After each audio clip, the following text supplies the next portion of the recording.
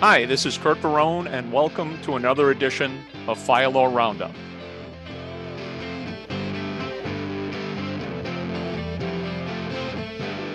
And I'm just telling everyone right off the bat, I know some of the players, so I'm going to be very limited in my comments. But this is, I'll give the intro, and Curt, if you want to fill in the blanks, I will hopefully, unlike me, try to be reserved in my comments because I have feelings about this. But the basic issue here is a recruit firefighter, went to the state fire academy. I've taught at, I've trained at, I've been in this exact maze. He's in the maze.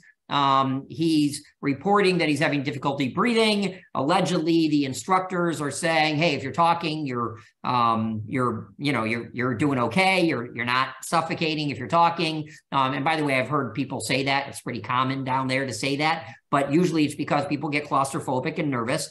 I'll comment on that later. But he then has a medical episode where he ultimately dies from it. Montour Falls, people should understand, it's near Watkins Glen if you're a race fan, but it is not in the middle of a lot. It is very rural. It is very difficult to get an ambulance there. Nonetheless, an ALS ambulance. They ultimately threw him in back of a state vehicle, not an ambulance, and ran to the hospital. Their hospitals are not, they're kind of acute care, but they're not a level 1 trauma center. This is a very rural area where the fire academy is, unfortunately or fortunately, and he dies as a result. There have been criminal investigations. I mean, the family's really pushing his fire department, the city of Watertown, good fire department. They're and a good size. They're not like a huge city, but they're a smaller city, nonetheless a city.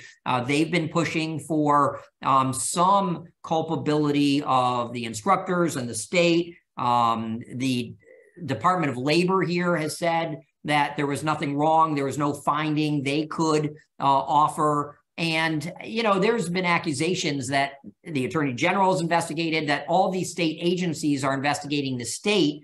And that, which is the common practice here. And now they're going to go before a state paid judge in the state court of claims, which I can explain. But there's been allegations of bias. And so the family is trying to find any recompense, anything to stop this from happening again and to, get people to pay for what happened before.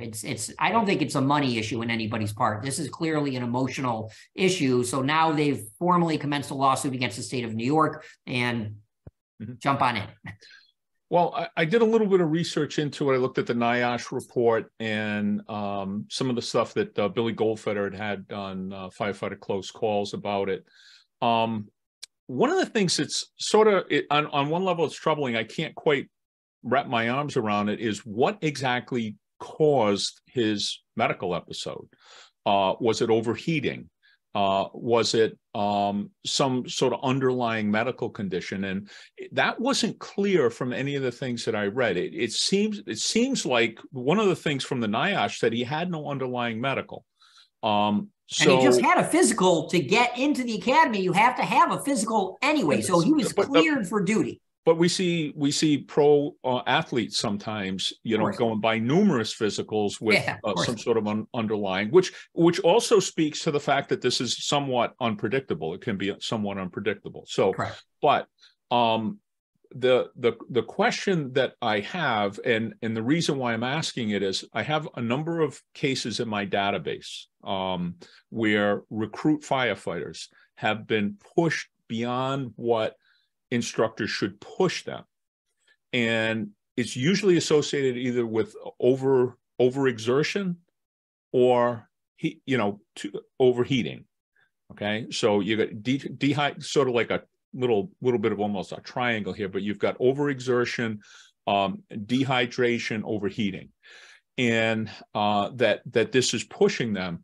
And my youngest brother, I know the cop. I know you've met him. He's taught at your conference there. Okay, when he was in the military, he was a drill sergeant, and one of the things he did a number of things in the military. He was in law enforcement in the military, but they went to school for 7 weeks before they let you become a drill instructor on how not to kill people in boot camp. Wow. Okay. And a lot of it had to do with hydration based on temperature and humidity and all that, how hard you can push people, what to look for.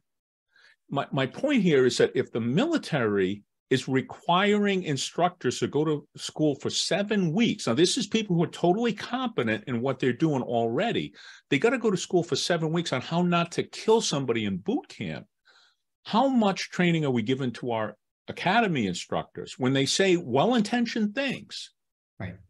Okay. Well-intentioned, like just suck it up a little bit more. Well-intentioned, but they lack the training and the ability to really understand how far a human can be pushed. And again, I'm not saying, that if this was the only case where this had happened, I'd say, well, how are you supposed to predict that? I've got a number of cases that have ended up with a young firefighter in a casket because the instructors pushed and pushed and pushed. Very, very common. And I don't know if that's what happened here. I don't know all the details here, but certainly from my perspective with my database, that raises a concern. Yeah, and I will, this is why I've got to be careful because I have my own biases, but of course we're not the attorneys or the judges. We're just, Monday morning quarterbacking everything. But I am authorized to teach both the Firefighter 1 course in New York State. So I've gone through that authorization. And the first comment I'll make is, it's a very, very intense, it's harder than going through Firefighter 1, but it's an incredibly intense course where you get authorized. And I don't remember 4 seconds of any medical, anything discussing medical. It was on teaching and delivery and running the skills and the knowledge, but I don't think the discussion of what to look for was ever brought up. Now, maybe it was, I took it completed it so long ago, but so that's the first part. The second part is and there's 3 parts to this. I also am authorized by the state of New York to teach the mass confidence course. And that was incredibly difficult as well, especially because I probably did it 10 years ago at age 40. So that was difficult, but they push you to the limits. Yeah. However, the mass confidence maze that they have, all right, and I me as well as anybody else who went through that academy program, it, but you start, I won't describe the whole thing, but you start going up a ramp and right from the beginning, it's hard. However, normally you haven't done anything in the day beforehand, maybe in the morning and you take lunch, but everyone stands around, one at a time goes until you get to a certain point, then another one goes. The instructors at the academy do not say, I don't care if you can't breathe. They're not like that. We used to be like that, right? We used to yell at people and, demean them, but that's not how the academy instructors generally are. And I got to be careful because I know one of the 4 people, but just generally speaking, having gone through that course, having taught that course, it's not my experience where they're cruel, where they're, it's just people panic. Right? People panic in that maze because after you go up this ramp and go through a couple curves, you're in a box basically, and you got to find your way out of the box, which is not easy. It's a tough way out. Most people, including me the first time, get stuck there and it takes a while and you panic. Not panic, you start consuming more air than you should. But by the time you get out of that, having to go up and over and around and take off your pack, you're exhausted. And people are hot, and it is not uncommon, because I've heard it from everybody, never saw anyone die, but it's not uncommon that people are just gasping for air, right? You're hot in your turnout, but it's a necessary skill. So, and I have heard instructors say, people are like, I can't breathe, or I'm whatever. And they're like, you're okay, you're doing fine. If you're talking, you're breathing, keep going, go slow, you can make it, you can do it. They coach them. And that is how, in my experience, going to the academy for, Jesus, I don't know, the last 15, 20 years, it's just, they're not cruel, right? Now, whether they were negligent, look, I hate to say this, but my fear is everybody always has some sort of exacerbation going through these mazes. And if they stopped for every single person who got tired, of course you're tired, you're exhausted. That's the point of mass confidence. Push you further, right? And teach you how to control your breathing and slow your breathing and conserve your air. It is exactly the type of skill that you could overlook a medical condition happening. So I unfortunately, my personal belief is I'm incredibly sympathetic. Nobody's not sympathetic, right? To the family and the individual and the department. To everybody, because I'm sure those instructors are going through a nightmare, a nightmare in their lives. They are, because I know one of them personally, but I don't believe that anybody's cruel and would push somebody beyond. It's just, you hear the same thing. I guess I'll end with this. We hired somebody in my fire department who was a special forces military, right? So, I mean, he just retired special forces. This guy was the real deal, and a big guy. And he goes through the maze because we hired him. He goes to the academy, goes through the maze and quits.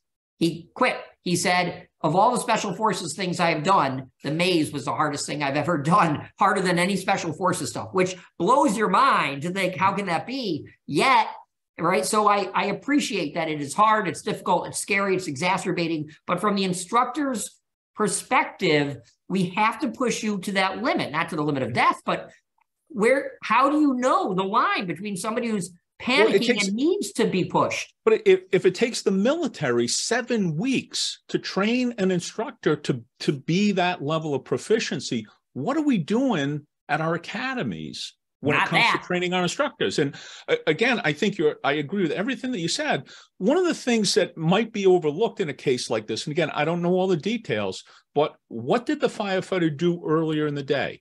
What regimen had he been under? Is he going under this fresh, healthy, hydrated, or was he worn down maybe in the morning?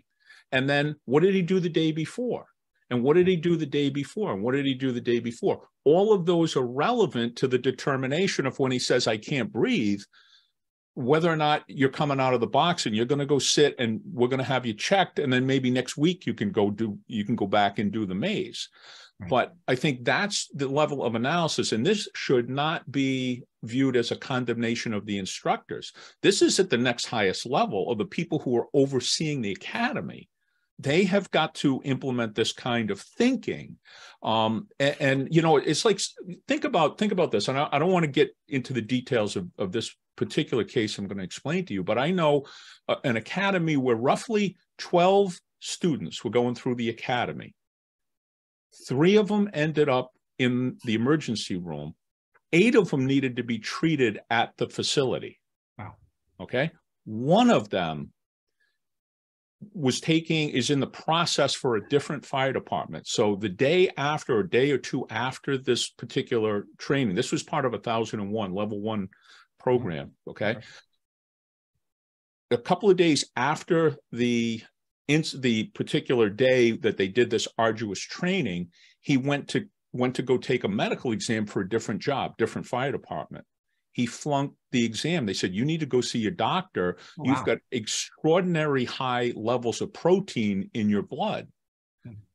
And he went to his own doctor. What happened was that exercise that these instructors, and I know the instructors, they're friends of mine, okay? Well-intentioned. These are good, competent instructors, okay? But they had no conception about managing someone's health condition, and they pushed these guys too hard. Basically, this kid who went for the medical exam was in the condition of someone who just completed running a marathon, where all his body tissues had been broken down. That's why he had a high level of protein in his blood. And he ended up getting the job. I mean, you know, once he went back, a couple of weeks later, he went back and his system had returned to normal. But again, our instructors have got to understand what happens physiologically when you push people to that level. They've got to know what to look for, not just how they're doing today. What did you make them do this morning? What did you make them do yesterday? What did they do the day before? Right. Are they fully hydrated? Did they get a good night's sleep? All of that stuff plays in. So again, this is not an indictment of the instructors. Yeah. But it is some questions for the folks who are running the academy.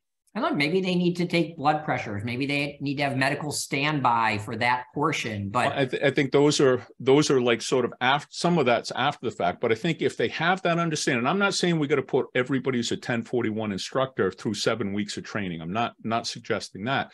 But there may be components of what the military requires, right, that might be incorporated into 1041, or particularly especially when you're doing live fire training or mazes or those types of things, particularly, day after day after day, repetition after repetition, where it's possible you're putting someone into this kind of a scenario where they don't have the physiological reserves to survive it.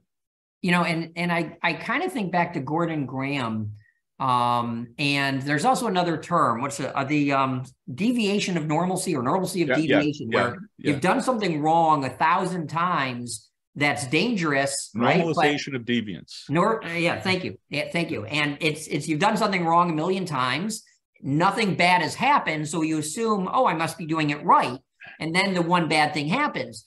But in here, as a negligence matter, they run thousands of candidates through this maze. I would venture to say tens of thousands of people over a long time. And nothing like this has ever happened to my knowledge. And so you would say, well, our process is pretty well tested and proven by thousands or tens of thousands of people going through this maze and the academy. So maybe it was just a bad occurrence. Yes, we could do better, right? And we should take this and let's honor him. Let's do better for sure. But whether it was negligent is a whole different issue. I hope we do better. I hope it's safer. I hope we honor him that way, but doesn't mean they were negligent. Right. And, maybe this incident will be the one that kind of causes everybody to take a step back and really take it to that next level so that we don't have these types of things happen. Right.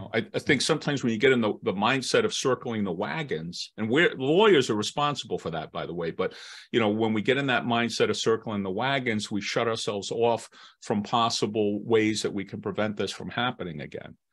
And, hopefully that's not the case. And the problem on the other side is, look, if we don't push people to a limit, gotcha. Then in the real situation, now you're going to hear the reverse. Well, how could you allow him or her to do that in real life? And you never ensured they had the skills, the mental capacity, the energy, the strength to do it.